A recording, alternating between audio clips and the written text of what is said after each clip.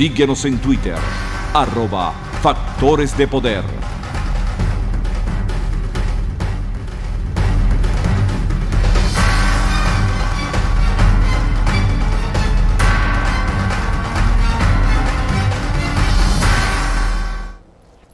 Regresamos con Agárrate. En estos días navideños necesitamos platica, dinero en efectivo, y para eso tenemos a esta gente de Global Enterprise que te ayuda a conseguir dinero en efectivo. Si tienes residencia en Estados Unidos, si tienes Social Security, bueno, eso sale rapidísimo, pero a lo mejor no tienes residencia ni Social Security, pero si tienes una propiedad aquí en Estados Unidos, también te sacan el préstamo súper rápido. Así que comunícate con la gente de Global Enterprise. En 5 días ya vas a tener dinero en efectivo para comenzar una empresa. Qué mejor momento que las Navidades para emprender un negocio. Bueno, estamos conversando con Antonio Ledesma. Mira, Antonio, bueno, yo soy exilio hace 12 años, ¿no? El exilio ha tenido... ¿Ah? Me consta. Te consta. Sí. El exilio ha tenido muchas etapas. Primero vino una oleada de periodistas, de militares, de ciudadanos comunes, digamos, ¿no? Los políticos comenzaron a salir al exilio hace muy poco, con esto de Carlos Vecchio, los alcaldes, bueno, en tu caso, pero tú eres un preso político ya de data. Hay cierta a veces mucha susceptibilidad en este tema de tocar lo del exilio, porque hay muchos políticos, y tú me consta que no eres uno de ellos, que han descalificado el exilio. Bueno, Henry Ramos es uno de ellos.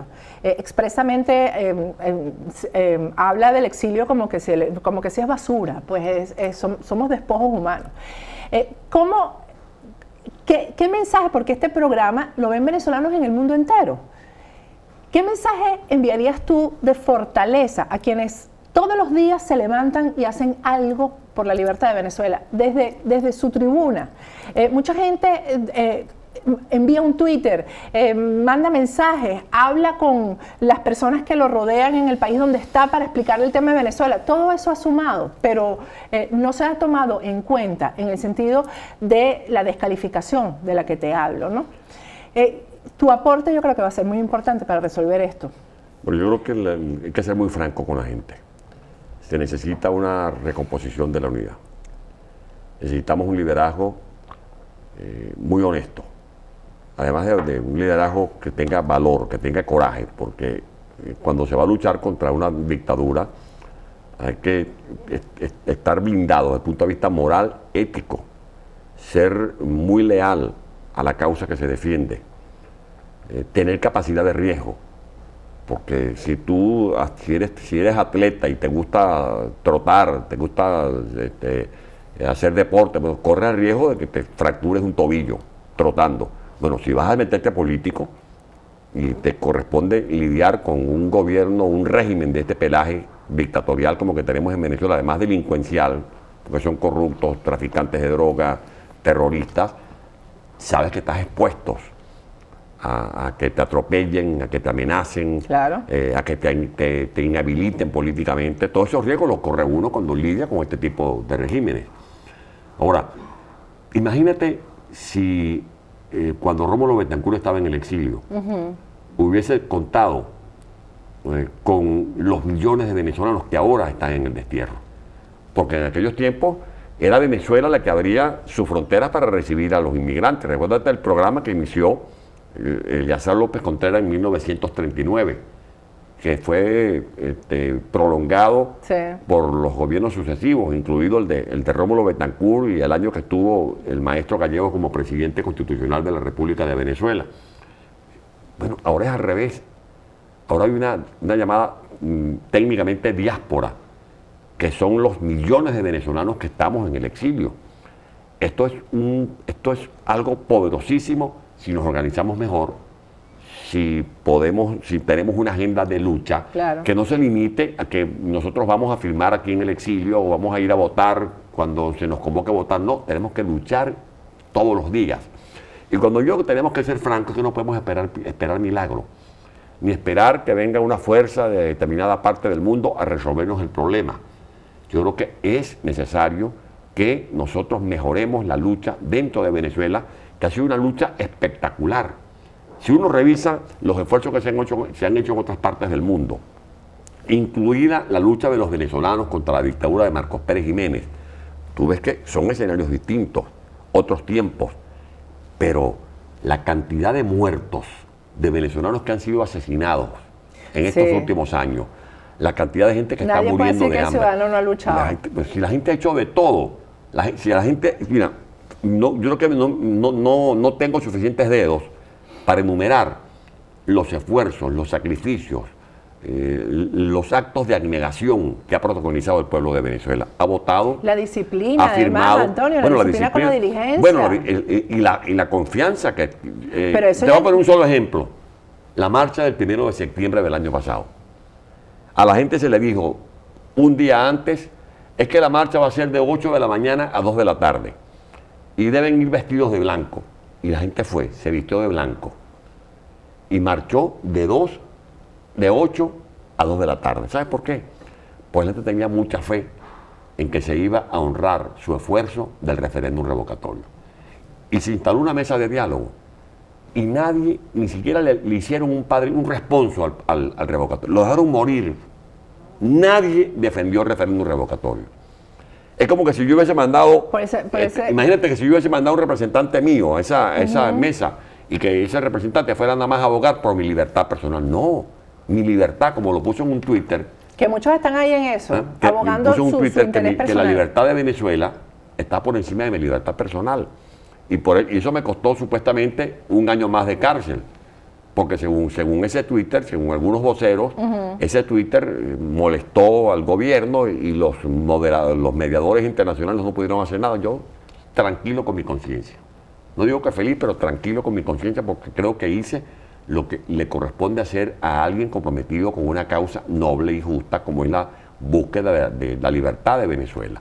Ahora, todas esas cosas que tú has enumerado han hecho que la gente llegue al punto en que estamos, en que no cree ya en nada. Bueno, cuando tú te fugaste, cuando te fuiste, la gente decía, bueno, eso es por la relación que tiene con el yerno. El yerno fue el que negoció la salida. O sea, la gente se inventó cualquier cantidad de cosas que yo sé que no son verdad, Antonio. Pero, porque además yo sé cómo son esos procesos de fuga. Hay fugas que la gente ni se entera, de presos políticos, que logran la fuga y están en Colombia, que uno no lo dice como para no, porque el preso que se fuga no autoriza decirlo. Pero la gente está escéptica, la gente no cree en nadie y se está muriendo de hambre, Antonio. La gente se está muriendo de hambre y no ve esperanza en nada, se están suicidando. Mira, yo he dicho que ante todo este tipo de especulaciones uno está tranquilo porque la gente conoce y sabe quién es quién, sabe cuál ha sido la conducta de uno, cómo hemos resistido, cómo hemos combatido, todo lo que uno ha vivido a lo largo de estos años. Para poder hacer eso que uno hizo hay que tener un par de ruedas.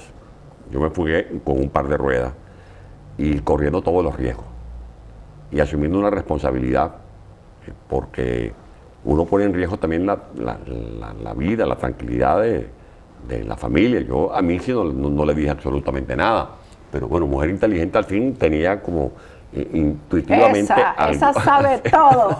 Sí, bueno, pero hay razones para que seamos optimistas. En medio de todas estas contradicciones hay razones para que seamos optimistas.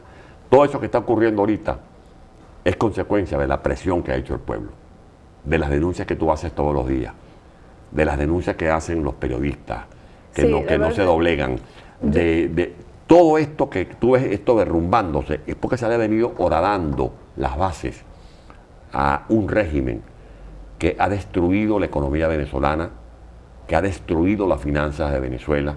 Tú le preguntas a cualquier vocero, estos mamarrachos que tienen de ministros, de finanzas y presidentes del Banco Central, que eso es una ofensa a los técnicos, a los profesionales de Venezuela, al talento humano de Venezuela, y no te pueden explicar dónde está el oro de Venezuela, porque saben que se lo robaron, lo arrebataron. Ha sido... No te dicen cuál es el monto de la deuda, porque ni ellos mismos saben, por el despelote que han hecho, de cómo han hipotecado a Venezuela. ¿Es posible organizar un país después de eso? Sí, es absolutamente posible. ¿Es posible mira, absolutamente reconstruir posible. eso? Mira, por ejemplo, hay que decirle a la gente que según planes que hemos revisado con algunos técnicos, yo tuve una reunión, por ejemplo, en Washington con el doctor Ricardo Haumann y un equipo de expertos para resolver en una primera etapa, comenzar a resolver la crisis que tenemos en Venezuela, lo primero es cambiar el liderazgo. Porque si vamos a seguir con este mismo liderazgo que no tiene credibilidad, que la gente no respeta, Ajá, ellos pueden presentar el mejor plan del mundo, pero la gente no les va a parar ni va a creer en ellos. Exactamente, entonces ¿cómo vamos a seguir nosotros aceptando que Henry Ramos Alup hable en nombre de nosotros, el Julio Borges, el otro, el Luis Florido? ¿Hasta cuándo? ¿Cómo hacemos para sacarlos del juego? Bueno, esa es mi pregunta y nadie me la contesta. ¿Cómo sacamos del juego a esos tipos? Pero eso es la responsabilidad de todos los ciudadanos, de que la gente entienda a quién debe seguir. Pero es que nadie lo sigue, pero ellos se imponen. O sea, nosotros estamos viviendo dos dictaduras. El gobierno impuesto y la oposición impuesta. Obligada. Tenemos dos dictaduras en Venezuela. Pero todo cae por su propio peso. Ya te he dicho cómo está cayendo esta dictadura. Se están desmoronando. Mira cómo se están echando cuchillos unos a otros. Es el típico pleito de los grupos delincuenciales. Esta es una pelea por las caletas. Yo digo que este pleito entre Maduro y Rafael Ramírez es un pleito por las caletas. Están disputándose quién se queda con los capitales que le han robado a Venezuela. Fíjate, cuando te decía de por qué hay que ser optimista en la recuperación de Venezuela después de la sustitución de esta dictadura, ya hay informaciones de depósitos en el sistema bancario internacional, en paraísos fiscales. Estamos hablando de gente que tiene 4.000, 5.000... De unos y de otros. Del que sea. Del que sea. Gente que está dentro del gobierno y gente que supuestamente estaba en la oposición. Ese es un trabajo que tiene que hacerse. La recuperación, detectar primero esas fortunas malavidas y luego iniciar un proceso de repatriación, de blanqueo de esos capitales. Esa pregunta te la iba a hacer. ¿Qué piensas tú del perdón? Porque hay gente que dice, no, hay que tenderles puentes de plata. Esa expresión, puentes de plata, que se la oí una vez a mi papá y yo decía, puentes de plata. O sea, eso de, vamos a tener, que ellos vean la salida para que ellos se sientan seguros de que se van a ir tranquilitos sin justicia. Yo no me calo esa. Yo quiero preguntarte a ti, ¿hasta dónde el perdón? Porque, por ejemplo, esa fulana Luisa Ortega Díaz, yo no la perdono. Que anda por ahí por el mundo dándoselas de santa. Y que, por cierto, el lunes... No se pierdan, agárrate, porque le tengo las pruebas de a quién le depositaba a Luis Ortega Díaz, de los que están hablando ahorita, los bichitos que están hablando ahorita. Bueno, pero ¿hasta dónde se puede perdonar? Dime, ¿hasta qué punto? Yo me leí, estando preso, un libro escrito por la periodista Claudia Palacios. Ajá. Ese libro se llama Perdonar lo imperdonable.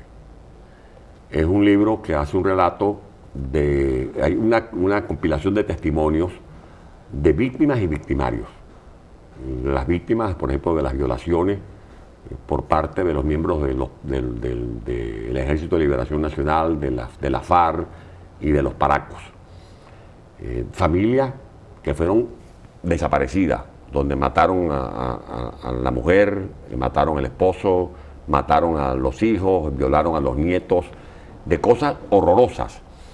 Y está el testimonio, por ejemplo, del hijo del magistrado que asesinaron cuando hubo el asalto al Tribunal Supremo de Colombia. Y está el testimonio de mujeres que fueron violadas. Y cuando ellas se encontraban en el tribunal. Frente al agresor. Frente al agresor, hay el testimonio que muchas simplemente lo que querían es que ese agresor les pidiera perdón. Que el agresor les pidiera perdón. Y que ellas percibieran que era una solicitud auténtica, no simulada para cumplir un trámite según los acuerdos a los que habían llegado unos y otros. En Venezuela va a llegar un momento que vamos a tener que reconocernos unos y otros. Por ejemplo, yo no tengo por qué decir que el chavismo va a desaparecer cuando desaparezca Maduro. Pero es que es una cosa, la base, pero los que han disparado, los que han robado. Es que voy por parte. A la base, por supuesto, hay que reconocerla. ¿Por qué? Porque eso es una gente, el que votó por Chávez. Claro. Bueno, imagínate, tendríamos que estar persiguiéndonos toda la vida. Claro, no, eso hubo no. gente que esos que votaron por Chávez antes votaban por Copello, votaban por Acción Democrática o por el MAS. Bueno, el centro tiene derecho y esos son los que ahora están marchando junto con todos nosotros en las calles de Caracas, de Barquisimeto, o de Zulia o del Táchira. Bueno, eso es un capítulo. Luego, lo que no puede haber es impunidad. si usted cometió un crimen de lesa humanidad, es que ni que haya un acuerdo de la dirigencia política que asume el poder en Venezuela, eso no va a meterse debajo de la alfombra, porque existe la justicia internacional y esos son delitos que no prescriben. Y una de las cosas que hablé con el secretario general de la OEA en una reunión de más de 3 horas en Washington es precisamente lo que se está armando con el equipo que ha activado un proceso de compilación de documentos que están formando parte de las piezas de un expediente que finalmente deberá introducirse en el Tribunal Penal Internacional de La Haya. Hay crímenes de lesa humanidad, no solo de los ciudadanos que hemos sido víctimas de procesos judiciales indebidos. No, y las muertes. No solo el tema de las personas que han sido asesinadas con balas, con metras, con perdigones. Que se están muriendo es el tema, Antonio, a eso iba. El tema, por ejemplo, de esa desnutrición, que vine a ver cuando salí de mi casa por cárcel y tuve que recorrer más de 1000 kilómetros. Y yo le contaba a Mitzi, bueno, mi amor, hay que ver la situación y lo que ustedes me contaban, lo que me contaban cuando iba, porque uno estaba preso. Y yo recibía la información de las colas, de la gente, la crisis de desabastecimiento, pero no es lo mismo que tú te lo cuenten a que tú lo veas. Y cuando iba en esa carretera, y tú veías aquellos pueblos con un aspecto fantasmagórico, pueblos que tú veías antes con un dinamismo, con una actividad, con un síntoma de prosperidad, reducidos a pueblos donde habita gente con rostros fantasmagóricos, muchachas allí en la orilla de la carretera vendiendo cafecito, no se puede perdonar a los causantes de eso. Pero además, es que no es que se robaron y no pasó nada, no se hizo el puente, porque eso es otra cosa distinta. Una cosa es que tú no te robes el dinero del puente y otra cosa más grave es que te robes el dinero que se dio para comprar medicina. Sí, eso es. Y porque te robaste el dinero para comprar las medicinas, murió, por ejemplo, este ciudadano llamado Adrián Guacarán. ¿Te acuerdas de Adrián Guacarán? Que la gente que nos está viendo en muchas partes del mundo, sobre todo venezolanos, deben recordar que ese fue el que le cantó al Papa cuando era niño. Bueno, ese ciudadano venezolano que acaba de morir, Adrián Guacarán, por cierto. Bueno, pero venezolano, ser humano. Pero por eso. Un ser humano que en su no se Twitter, ocupan ni de los de ellos, en las redes sociales, pedía clemencia, pedía auxilio, solicitaba el medicamento, y no había medicamento, como no hay medicamento en los hospitales. Ayer leí por las redes una circular del Seguro Social dando instrucciones a los directores de los hospitales bajo la dirección del Seguro Social de Venezuela, diciéndoles que había que reutilizar la jeringa, las inyectadoras, algunos insumos médicos, porque como no hay recursos, tienen que reusarlo. Y eso ocurre en un país donde se han robado miles de millones de dólares, que era lo que te quería decir. Se cuantifica que hay más de 600.000 millones de dólares robados al patrimonio de Venezuela en esos paraísos fiscales. En esas cuentas. Ese dinero hay que repatriarlo. Ese dinero va a ser suficiente para relanzar la actividad agrícola y pecuaria y que podamos cosechar alimentos para que el pueblo se alimente. Que eso es bueno que tú lo digas, porque tú eres del Guárico. Antonio, en Venezuela se sembraba, en Venezuela se producía. Bueno, el Guárico te puedo decir, por ejemplo, que el sistema de riego de Calabozo se producía arroz, la cantidad de que arroz, junto con el de Portuguesa, maíz, autoabastecía a Venezuela y además había para exportar. Nos autoabastecíamos en café, producíamos, sembrábamos y cosechábamos maíz blanco, maíz amarillo, sorgo, leguminosas.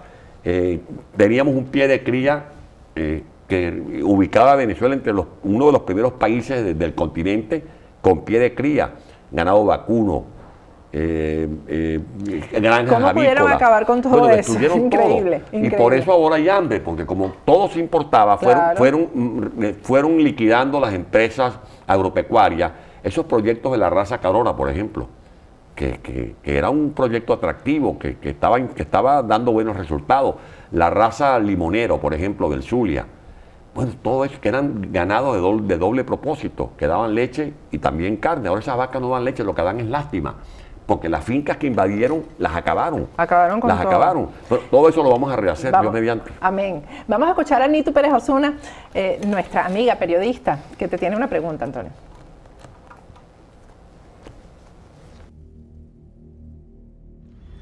Gracias, Patricia, por la oportunidad de decirle al alcalde Ledesma que estoy muy contenta de saber que está libre con su familia. Un gran abrazo también a su señora esposa. Y bueno, la pregunta que se me ocurre, tengo miles de preguntas, porque tantas cosas que están pasando en Venezuela, las aprehensiones a la gente de Citgo, ahora a Dieguito Salazar, pero hay una que me tiene días rondando en la cabeza y es precisamente si él de verdad aceptaría ser el presidente en el exilio. Y de decir sí, ¿cuál sería la importancia de eso para nosotros los venezolanos y para la consecución de la democracia y de la libertad en Venezuela? La situación realmente aquí es apremiante, es difícil, es muy dura. El hambre de verdad cada vez toma más terreno, la inflación está desbordada y bueno, Venezuela necesita una salida urgente, que no es precisamente lo que se está planteando en República Dominicana. Un gran abrazo, alcalde. Gracias, Patricia, por la oportunidad y a todo el equipo y nos vemos pronto. Bueno, al regreso Antonio le va a responder a Nitu y a todos los venezolanos que también quieren saber la respuesta. Antes de irnos a un corte, recuerden esas compritas que hicimos en Navidad ahorita en Acción de Gracias, que se vayan para Venezuela y para Panamá por K-Export, que todavía tiene envíos aéreos que además llegan rapidísimo y son bien económicos. Si vas con la palabra Patricia, K-Export te cobra muchísimo menos, así que visita a la gente de K-Export que te cuida tus envíos como si fueran de ellos. De verdad que las cosas llegan perfectas y llegan en el tiempo previsto. Vamos a ir a un corte y al regreso seguimos en la última parte del programa con Antonio Ledesma.